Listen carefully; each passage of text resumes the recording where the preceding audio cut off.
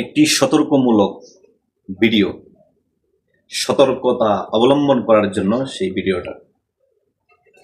আমরা অনেক সময় সাদা কাপড়ের দাগকে ওঠানোর জন্য ব্লিচিং পাউডার ইউজ করে থাকি।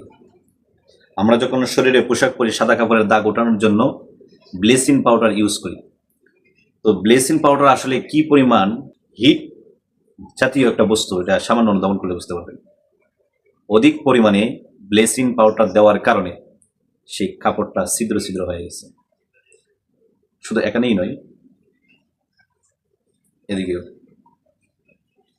তো একজন লোকে সাদা কাপড়ের মধ্যে অতিরিক্ত ব্লিচিং, শুধু সাদা নয়, যে কোনো কাপড়ের মধ্যে যদি সরাসরি ব্লিচিং পাউডারকে দেওয়া হয় তাহলে কাপড় জ্বলে একেবারে ছিঁড়ে যাবে। এই জন্য শুরুতে পানির মধ্যে মিক্স করে অল্প পরিমাণে দিতে হয়। এইভাবে যদি আপনি দেন তাহলে কাপড়ের দাগগুলি উঠে যাবে।